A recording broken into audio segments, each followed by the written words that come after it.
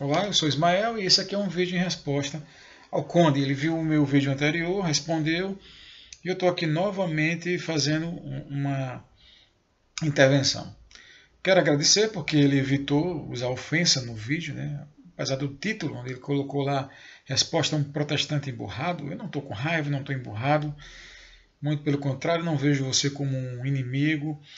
Eu só tentei com aquele vídeo, né, orientar melhor você em relação a algumas coisas no tocante ao conservadorismo e pedir para que você maneire mais, né, nessa defesa intransigente e às vezes radical do catolicismo, que não é uma coisa muito legal, certo?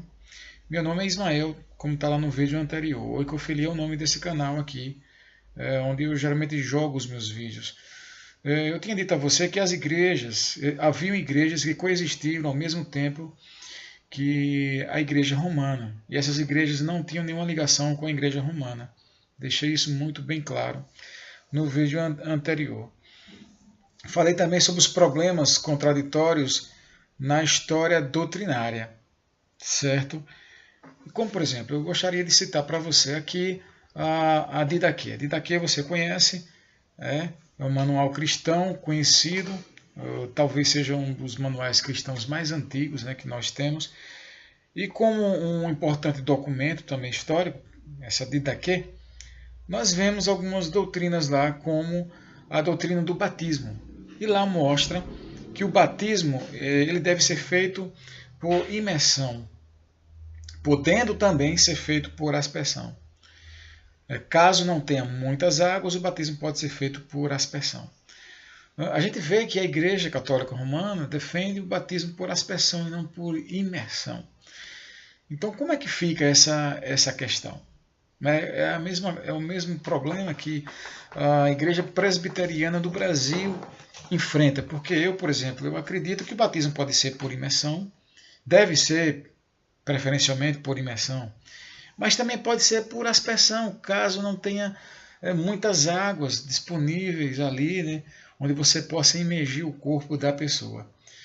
Mas onde fica? Eu sei que você, como católico, deve aceitar a Didaquê. Então esse é apenas um dos problemas contraditórios que a Igreja Católica enfrenta. Ou um outro problema que eu poderia citar também aqui é a questão do casamento.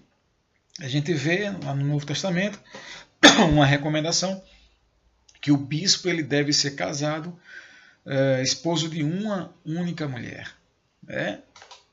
Então, os bispos, né, seriam, dentro da Igreja Católica, né, os sacerdotes. Né? Mas os sacerdotes católicos não podem casar. Então, essa é uma outra contradição, outro problema que vocês enfrentam. Eu estou jogando esse problema aqui para que você talvez possa apresentar uma solução. E voltando lá para a história,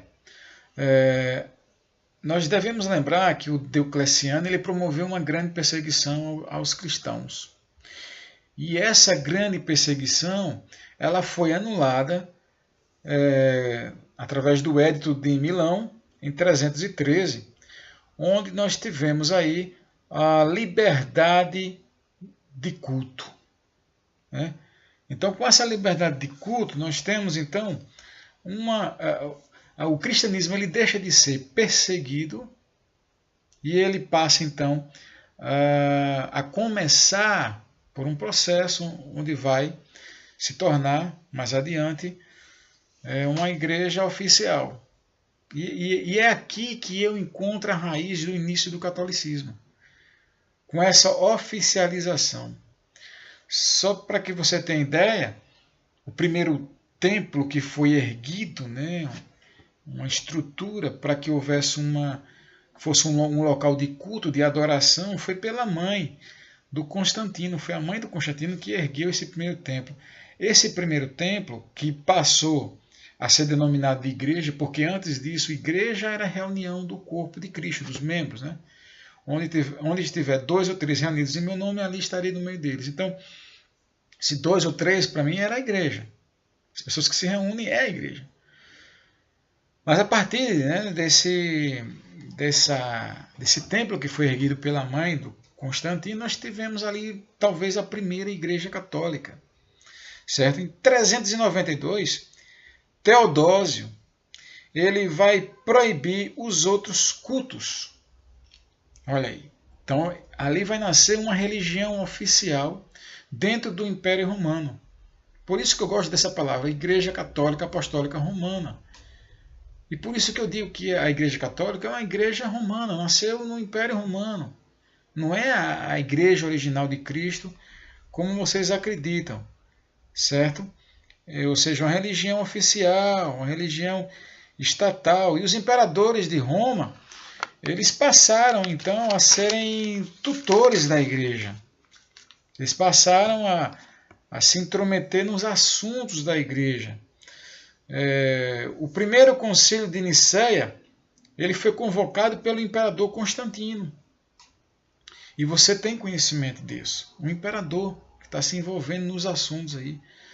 Então, de perseguida, a igreja passou a ser perseguidora. Passou a proibir outros credos ali dentro do Império Romano. E eu vou ler para você aqui um pequeno trecho de um artigo escrito por Ivan Antônio de Almeida. Ele é mestre e doutor pela Pontifícia Universidade Católica de São Paulo. Eu escolhi um artigo de alguém que é formado em uma instituição católica. Vamos ver o que é que ele escreveu aqui. Acompanhe. Como sempre, o poder cobrou seu preço. Em 392, o imperador Teodósio proibiu todos os outros cultos. A partir daí, os imperadores romanos tornaram-se tutores do cristianismo. Para enquadrar os debates teológicos encarados como importantes questões do Estado, aí o Estado já está se intrometendo, os primeiros concílios universais ecumênicos foram convocados. Suas decisões impostas pela força iriam provocar profundas divisões e fazer com que, de religião perseguida, o cristianismo agora oficializado passasse a justificar perseguições. Foi o que eu falei anteriormente. De perseguida passou a ser perseguidora. E aí, meu caro, nós vemos a desintegração do Império Romano, certo? E com essa desintegração do Império Romano, o bispo de Roma se tornou, então, o chefe de um Estado pontífice. Você também tem conhecimento disso. Por isso que eu falei no vídeo anterior que a Igreja Católica é uma igreja recente que nasceu lá no Império Romano. Nós vemos surgir aí a figura, então, do Papa, né? E aí a gente também vai ver a divisão da Igreja Oriental, da Igreja Ocidental. O subjetivismo e o relativismo invadiram a Igreja através da teologia da libertação e não através do protestantismo. Eu acho que você deveria se aprofundar um pouquinho mais nessa questão aí da teologia da libertação, certo? Que eu vejo como a principal causadora do subjetivismo e do relativismo. Inclusive a teologia da libertação acabou provocando aí uma crise, né, da Igreja do Brasil com a Santa Sé. Principalmente após as instruções de Bento XVI, que foi um papa da Igreja, infelizmente saiu, e não sabemos porquê, mas eu lamento muito porque é um papa conservador, tem visão conservadora, e ele chegou a emitir alguns documentos, né? E esses documentos aí praticamente condenavam a teologia da libertação, e houve aí então um certo mal-estar, né, entre a Sé e a Igreja brasileira.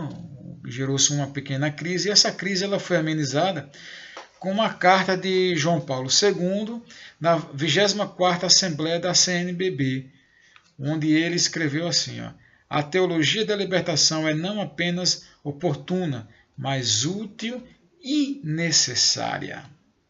E a partir daí é que vai haver, essa crise vai ser atenuada. E só para que você tenha ideia, eu não sei porque você fica tão preocupado com o protestantismo, mas eu estou lembrando aqui agora que em Aracaju, aqui na capital sergipana, ocorre uma marcha chamada Marcha dos Excluídos. Nessa Marcha dos Excluídos, meu amigo, O que foi que nós vimos ali? Vimos grupos feministas, esquerdistas, pessoas empunhando, né, aquelas faixas ridículas da esquerda, progressistas, que inclusive são inimigos da igreja e do que a igreja defende, né, são inimigos da linha conservadora da igreja, marchando nessa tal de marcha dos excluídos. E a minha preocupação no vídeo anterior foi justamente essa, porque enquanto você está focando nos protestantes, dentro da sua igreja estão acontecendo coisas que, na minha visão, não deveriam acontecer, já que você se denomina um conservador, e eu realmente acredito que você seja um conservador, porque eu acompanho o seu canal, eu acompanho as suas ideias. Então, por isso, Conde, que eu lamento muito a preocupação que você tem com os protestantes, porque você acaba esquecendo da sua própria casa. Eu dei uma pausa aí por causa do cachorro do vizinho, mas voltando aqui. Para encerrar, eu gostaria também de falar sobre o Dugin. Talvez você não tenha compreendido por que eu citei o Dugin e citei também outras pessoas. Porque eles são referendados, não por mim, mas por alguns teóricos, como eu mostrei no vídeo anterior, tanto Dugin quanto outros aí, são referendados como conservadores, certo? Por causa das posições que eles têm. E quando eu citei a Juventude Conservadora de Sergipe, eu não faço parte dela. Eu falei que é um grupo que existe aqui no meu estado, ok? Eles são eurasianos, defendem aí uma visão de terceira via, certo? Eu nem compreendo muito bem qual é a ideologia deles, mas recentemente o Dugin, eu lembrei de você porque ele concedeu uma entrevista ao Alex Jones, que é um conservador norte-americano, e eu acho que a entrevista dele é bem esclarecedora, onde ele fala que é contra o globalismo e fala também sobre essa questão, as questões conservadoras, né? Eu acho que depois você poderia fazer uma pesquisa para compreender melhor. Bom, enfim, é isso. Eu agradeço a sua atenção, né, e ter respondido o meu vídeo anterior. Se quiser responder esse, fique livre. Eu acho que é salutar, eu acho que é benéfico a gente debater as coisas com respeito, né? Eu respeitando você, você também me respeitando e sabendo que não precisamos entrar em um confronto, né? Eu acho que é desnecessário quando católicos e protestantes, né, entram dentro do conservadorismo querendo se chocar. Eu acho que a gente deve separar as coisas. O campo da fé é uma coisa, né? Na hora do campo da fé, cada um vai para a sua denominação, na denominação que se sente melhor. Não, eu acho que a Igreja Católica é a verdadeira. E tem os mormons que falam, não, a Igreja verdadeira é essa, porque José Smith, né, recebeu uma visão. Aí vem o Testemunho de Jeová, vem não sei quem. Bom, se você se sente feliz na tua igreja, se você está preenchido, ótimo, Deus abençoe, vai lá. Agora, Conde, só uma coisa, quando eu vejo o catolicismo que você prega nos seus vídeos, sabe, eu fico tentado a ser um católico. Eu vou ser um católico. O problema, Conde, é que quando eu olho para o catolicismo, principalmente na minha cidade, no meu estado, não é esse catolicismo que você prega. E é por isso que eu vou dizer mais uma vez, cara, te preocupa em criticar o que está acontecendo dentro da tua igreja, porque são coisas sérias. A igreja católica que você prega não é a igreja católica que está existindo. A igreja católica real que está existindo, ela está sendo massacrada. E creio eu, se não fosse pelo movimento da Canção Nova, a Igreja Católica, não sei, seria apenas um clube social. Um abraço.